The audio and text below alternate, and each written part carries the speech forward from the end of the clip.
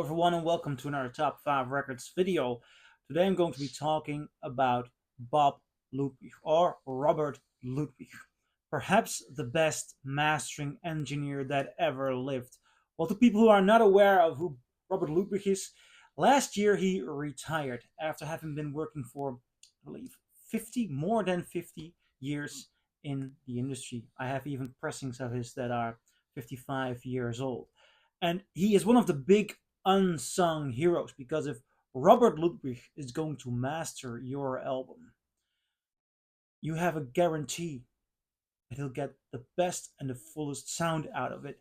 That doesn't mean that he was only hired by the big names or with the big expectations. No, in the world of Robert Ludwig, you can find great sounding pressings, sometimes from people who at the time were not that well known. So today I'm going to be talking about the 25 best mastered Rob Ludwig albums. I'm going to be counting them down, and a very important note for this is I talk about what's the expectation of it's going to be like and what did he make out of it.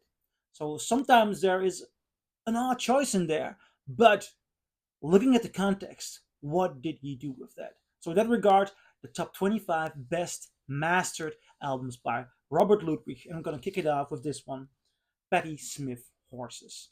When Patti Smith arose on the punk scene in New York, a lot of people were not sure how to get her sound on a record. So they hired producer John Cale to do it, and Robert Ludwig mastered it. And the result is a unique, gorgeous sounding record. One record that started the career of Patti Smith, a masterpiece. At number 25, Patti Smith, Horses. Number 24, this is actually one of the favorite pressings by Robert Ludwig from himself. He's been talking about this as one of his favorite. It's the band's self-titled album, The Band. And what I'm holding here is the first US pressing. But I have a lot of copies of this album because in the Netherlands they used the Robert Ludwig stampers. And the difference between this first US copy and the Dutch copy is very small. I mean, the same stampers. So if you go shopping in the Netherlands and you come across this album, you can find a RL for about $10. The sound is fantastic. It's full, it's warm. You want to experience the band, and specifically this album and that special mastered Robert Ludwig way. And also, not all of these first pressings were mastered by Robert Ludwig. So check out for the R and the L in the deadwax. On number 24, the band's self-titled The Band. At number 23, now this is an odd one out. You gotta hear me out, and I gotta put it here, but it's the first pressing of Madonna, Like a Prayer. Why put Madonna there? A lot of people might be thinking, well, I can answer that. I studied sound design at the Film Academy here in Amsterdam. And during the sound design lessons, one of the teachers wanted to show us the importance of dynamics in records and to show exactly the way it should not be done. It was about 2011 or 2012. He showed us what the last Madonna album looked like. And he said, this is not dynamics. This is one big sausage. All the dynamics are out of there. Why am I holding this one? It's not the record we were talking about. No.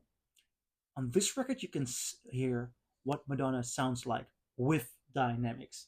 And this is a big, full album, a late 80s album, 1989 album. And those were not the best eras for records sound-wise. Yet, Robert Ludwig makes this a good, smooth, very detailed pressing. This is worthwhile. This is the way you want to listen to the pop of Madonna. Produced by Prince and Madonna, by the way. And beautifully, gorgeously finished off by Robert Ludwig. Madonna's Like a Prayer on number 23. So, in the context of what do you expect, he got a lot out of that album. Number 23. And number 22, Led Zeppelin's Houses of the Holy. Houses of the Holy. Gorgeous album, of course, mastered by Robert Ludwig. The stampers went across the world. I'm holding here a Dutch copy that has the R and the L. It sounds fantastic. On number 22, Led Zeppelin's Houses of the Holy. And number 21. Oh yeah, this is good. This is good. Nirvana, In Utero. I prefer In Utero above Smells Like Teen Spirit. Now I also have a Bernie Grundman mastered copy of Nevermind. I said it Smells Like Teen Spirit, but it's of course Nevermind. I prefer this one, and it has to do with the production and the mastering, the pressing. Robert Ludwig was constantly feeling how a record should sound, and In Utero is no exception. Great, great sounding album. I mean, it's so continuously good. The sound is so continuously good. Love it. At number 21, In Utero. Am I correct? 25, 24, 20. Yes, 21. Then we're moving forward to number 20. And this is the first album of Billy Joel that I ever put on. And it was through this sound that I finally fell in love. It's Billy Joel's The Stranger. Now, I liked Billy Joel's live records, but I always thought, and pardon me, and I'm right now I think the opposite of it, because I went to the US to find original pressings of Billy Joel, because after listening to The Stranger and then specifically the Robert Ludwig pressing, there were different masterings from the first American pressing. But if you're gonna hunt down a first American pressing, go for the Robert Ludwig, obviously, because that's such a full warm sound, and it was the first time to me that he felt more to me than just a greatest hits live artist. I know it's a wrong opinion, but I didn't cross the river of understanding the beauty of Billy Joel until I heard Billy Joel's best album mastered by the best. And it was also near mint, still in seal. I was so lucky to find this, because in the Netherlands, you rarely find a original pressings of Billy Joel, because the Dutch pressings were just sold so frequently. They sound thin and dull. And the warmth, beauty, the dynamics, the detail on this. Ah, man. On number 20, a gorgeous mastering by Robert Ludwig of Billy Joel, The Stranger. Number 19, REM. And REM has worked more frequently with Robert Ludwig. He did a great job of giving this record the true identity. I think this was pressed, or this is an album from 1988, if I'm correct. I'm not 100% sure though. Late 80s always have a. Late 80s are not my favorite period sound wise. So when somebody like Robert Ludwig gives its own identity on a pressing, it's also, of course, a combination between the producer, the mixer, and the mastering engineer. But thank God that Robert Ludwig collaborated with REM. At number 19, Green, REM. Number 18, talking about big collaborations, because Steely Dan is one of those bands. I mean, the duo Walter Becker and Donald Fagen, they love good sound. On this album, Gaucho, they, as a matter of fact, there was a journalist in the studio who was writing an article about their perfectionism, and the specific day that journalist was there, they took an entire day to get a 50-second fade just right. This record was recorded in a year because the sheer perfectionism of Steely Dan was just making it impossible to get where they wanted. Well, they got where they wanted, and they got to Gaucho. The only way to get Gaucho to sound right is by giving it straight on to Robert Ludwig. Now, I must say though, I rank this highly, and it's incredible what this 33 RPM sounds like. The recent 45 RPM by Analog Productions and the UHQR, that's also a level of mastering. Then again, it's 45 RPM. I'm gonna do a shootout between this one and the UHQR in the future. Nevertheless, this one sounds incredible. On number 18. Moving towards number 17 here. with Frank Zappa's. Oh, I wanted to grab Frank Zappa's "Shake Your Booty." It's not too late for that. Frank Zappa is on the ground, uh, but what I have here is wrong. Ha, my mistake. Here is "Shake Your Booty."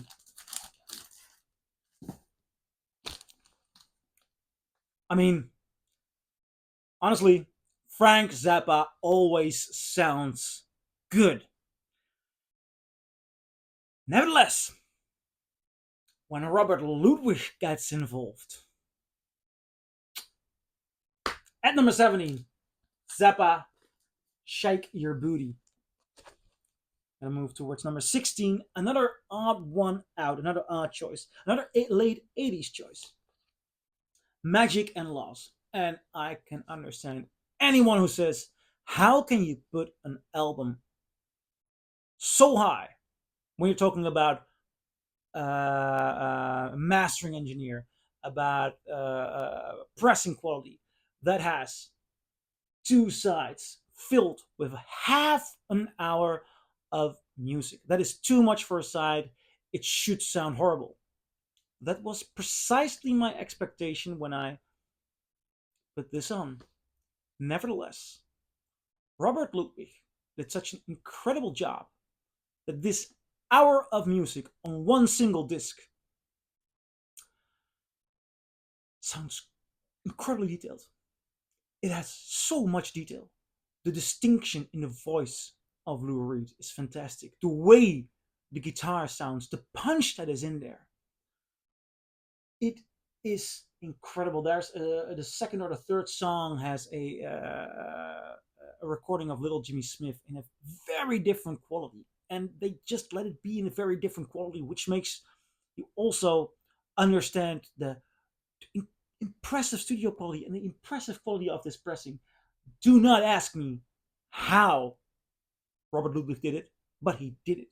He managed to make an incredible sounding 1 hour pressing.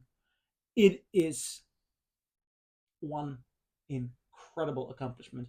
And also, this was Lou Reed in his audiophile period. This was Lou Reed in a sensitive period. If you have not listened to Magic and Laws, do yourself a favor. Especially during this time of the year, September, October, November, Magic and Laws. Get goosebumps talking about it. Masterpiece, a masterpiece, and a masterpiece in record engineering at number 16. And we're moving over to number 15. Bruce Springsteen, Born in the USA. But I'm not gonna hold up the original because Robert Ludwig did the original, but he also did the 40th anniversary, which got released a couple of months ago. And he overdid himself. Is that the right word? I mean, he made a pressing that is even better than his original one when the tapes were still fresh. I'm just saying that because, of course, I don't know if it was digitally recorded or not. It was a time in which some people started to record digitally.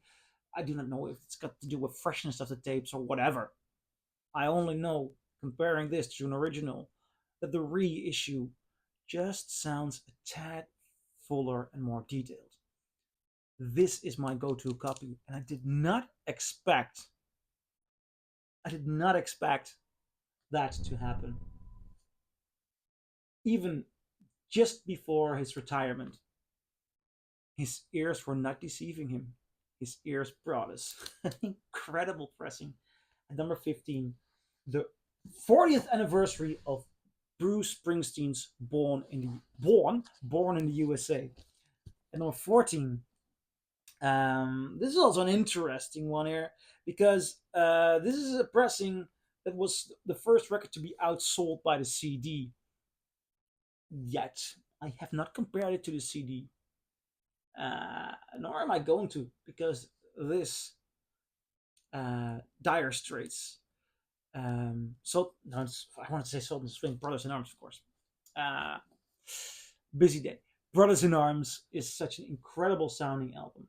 Now, I was always a big fan of the 45 RPM version by Mobile Fidelity Sound Lab, This record was recorded digitally, and the 45 RPM is a marvelous pressing. They did a marvelous job there.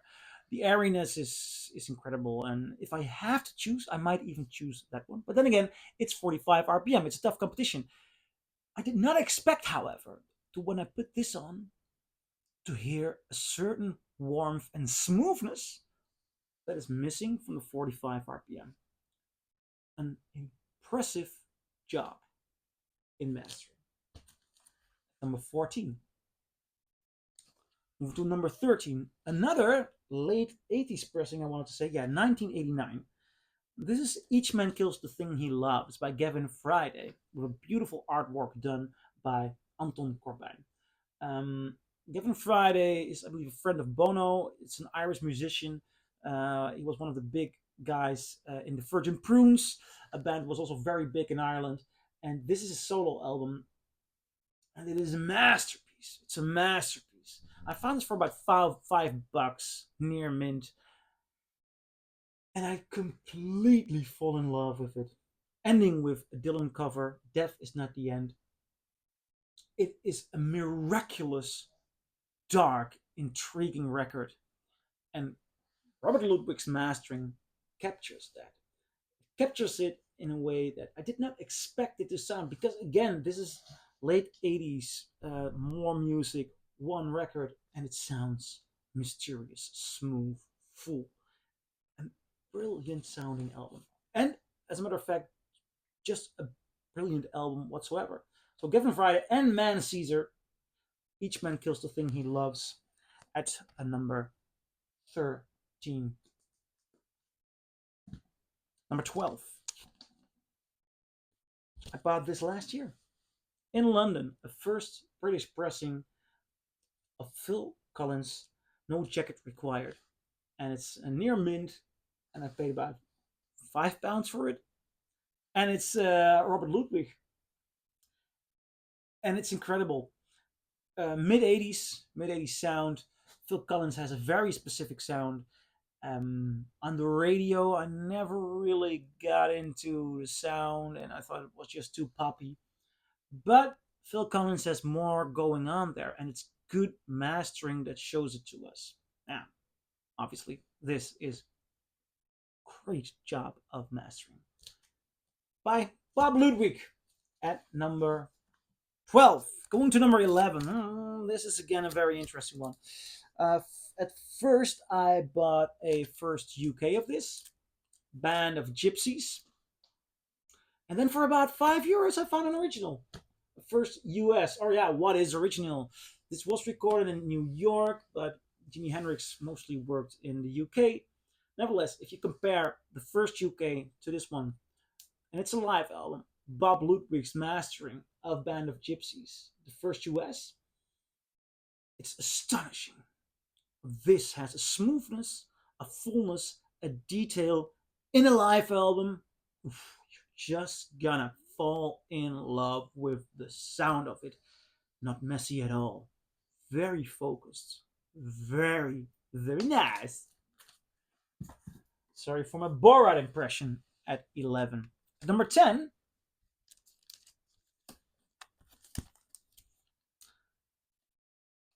David Bowie, Let's Dance. And I've been talking about this record and the sound of it in a couple of videos ago. I'm doing a discography series on David Bowie, and I was talking with great admiration about the sound of the European cut of this. And then people said, yeah, but you've got to find the Bob Ludwig cut, because the original mastering is done by Robert Ludwig. I found one. A friend of mine, coincidentally, in that week, came up with this pressing and wanted to give it to me. He did not know it was the Robert Ludwig cut. And I was so happy to find it. I was so happy to put it on. And then I thought, but I mean, here it has RL in the deadwax, and the European does not. Sounds like the same mastering. Sounds like the same mastering. I think they used the same mastering, because the only difference I hear is a difference in final and pressing texture between the two of them. Gorgeous, clear. The dynamic here and the detail gives this album so much more of a dimension than what I have ever heard of this before. And these are songs that I've been listening to a lot. Let's Dance. Even if you do not like the pop area of Bowie, and I do understand it if you do not like the pop area of Bowie. Some people think it's less experimental, but listening to the way Robert Ludwig made this breathe, the superb detail, mm, it is a treasure on vinyl. On number 10, David Bowie, Let's Dance. Number 9, number 9, The Doors, The Soft Parade. Never listened to this album because everybody was putting it down and talking bad about this Doors album until I'm not sure where, somewhere about the last year, I found the first US copy. It does not say in the stampers that it's mastered by Robert Ludwig. Thing is, not always do you find an R and an L in the stampers or one of the companies he worked for, like Sterling or Masterdisc. This was not done by Sterling or Masterdisc. Um, but I found online in an article about him that this Electra with the big E was done by Robert Ludwig. And that explains so much to me because from the moment I listened to this one, I did not understand why people were talking so badly about this record.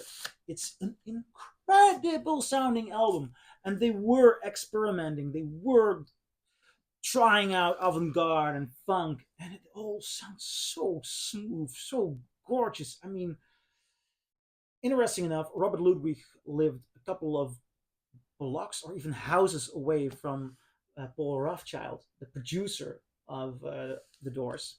And over there was the first place where he would sometimes test pressings. I'll tell you a bit more in a couple of records because the number one here was first played on Paul Rothchild's hi-fi set.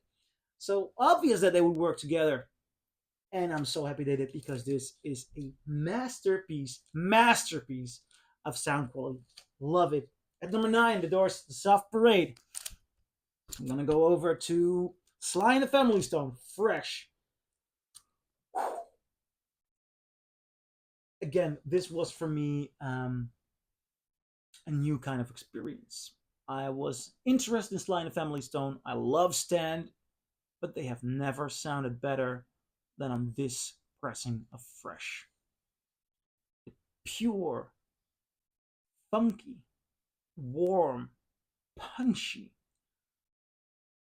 quality of what's going on here. I mean, they are one of the best, tightest, most technically achieved funk bands, but not only technically, I mean, it's in the rhythm, it's in the groove, it's so good. And the emotional experience of Sly and the Family Stone just went to a whole new level when I put this Robert Ludwig pressing on for the first time. Oh man, heavenly sound. At number 8, Sly and the Family Stone, Fresh. Number 7, I'm gonna risk something.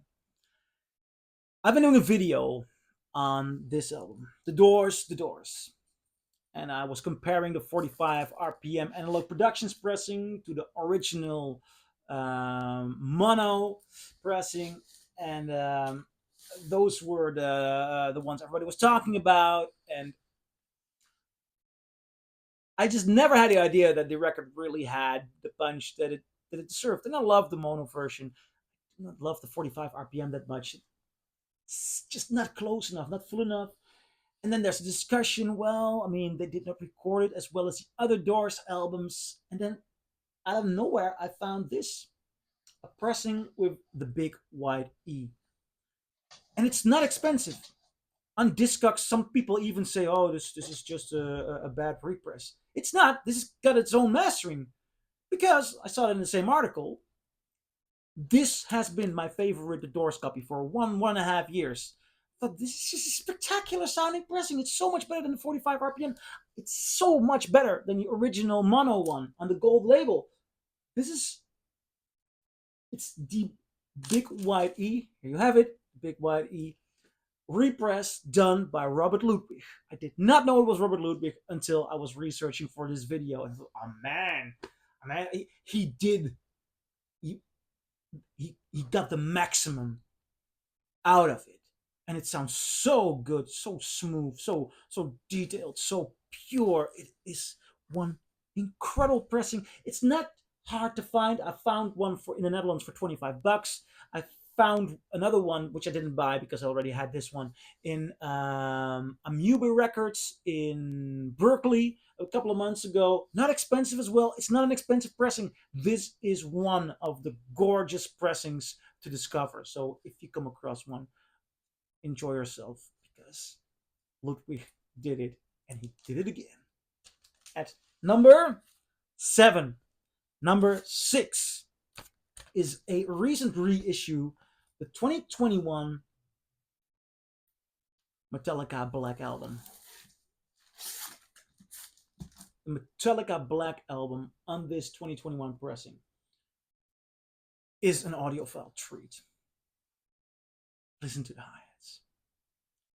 Listen to the total dynamics and how clear this sounds. This could have been released as a UHQR or a one step, and it is that level of quality. While it's just a blackened reissue, but craftfully remastered. Robert Ludwig at number 6. Number 5. This was quite a surprise for me. Rush Moving Pictures. And the one I'm having here is not the first US pressing.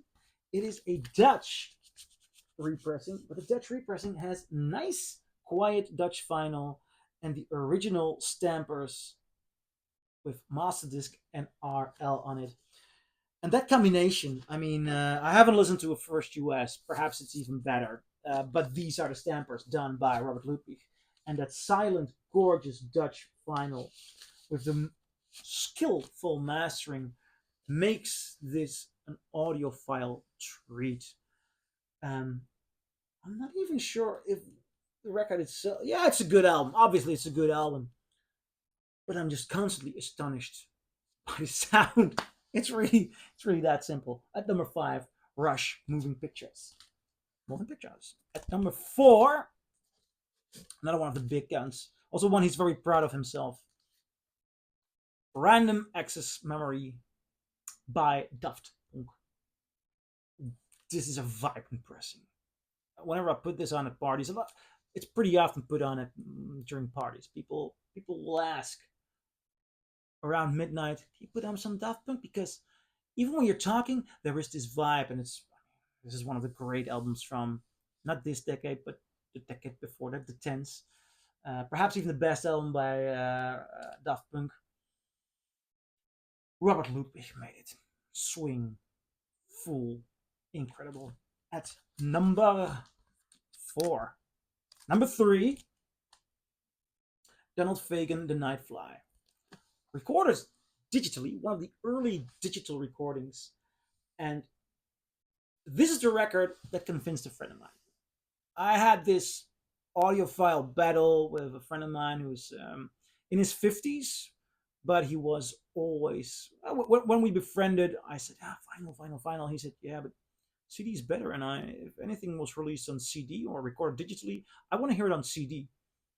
So, yeah, no, no. I think I have some CDs, of course, but and then our main era of battle became this one, the Nightfly. He said, "Well, that's a record. It's an incredible record, but it's done digitally." And he said, "I have a super audio CD, I believe even by Analog Productions. So audiophile label, super audio CD." He said, "It's superb. It's unbeatable."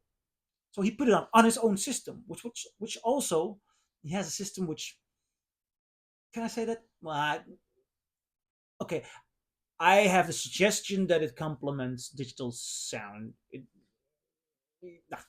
not gonna go into details there. And we're listening to it, and it's superb. The super audio CD by Analog Productions was superb. Then I got this one up my sleeve for for a price of $10. Paid $10 for it, and his Super Audio CD was about 60. And he said, "Well, never." He said, "Never, never is it gonna be better. Put it up, put it on." And he had this tight face. He's a lawyer, and I listened to it. He was like,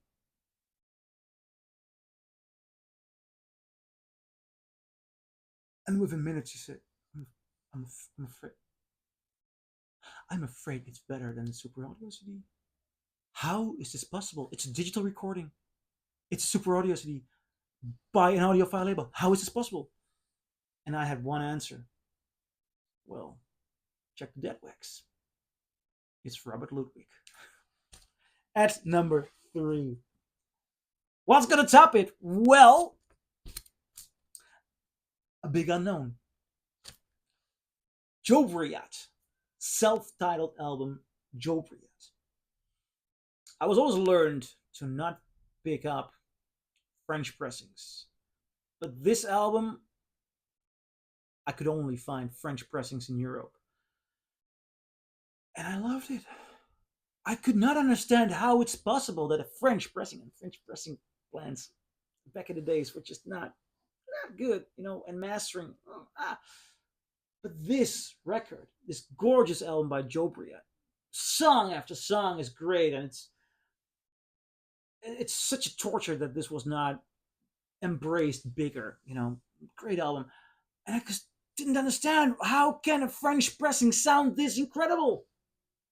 And then I checked the stampers after years and years because it's a record I have for 10 years, and I wasn't aware of Rob Ludwig in the days. And I checked and I saw after a while when I got aware of the name Robert Ludwig, RL. This was mastered by Ludwig. The French pressed with the American stampers. And the quality of his pressing, of the quality of his mastering, even went beyond the faults of French pressing plans. So Jobriath, and I'm holding the first US pressing because I thought it might sound better. Just a tad. If you can find a clean French pressing, go for that, because both are RL mastered, and it's incredible. It's gorgeous. Number 2, Jobriath's self-titled album. Number 1, I think everybody's been seeing this coming. Zeppelin II. This is one of the holy grails for collectors. I did a video about this record not so long ago. I've been looking for this for quite a while. I was also skeptical, thinking, yeah, I have a first UK Red Plum. What are you gonna do? Yeah, well, what are you gonna do, Bob Ludwig? Detail, dynamic, the incredible highs on the drums, the incredible bass. I mean, there are rare records that have such a beautiful, gorgeous, detailed, well textured bass, and the overall soundscape and the overall balls and dynamics. Oh, this is just a stunner of an album, one of the best sounding pressings in my collection. A masterpiece of sound engineering. So that at number 1, Led Zeppelin II. And I'm curious, what do you think? Do you agree? Do you disagree? Leave a comment below and I'll see you in my next video. And if you have any other Robert Ludwig pressings you say or think should get more attention, say it. Leave a comment below. See you in my next video. Bye.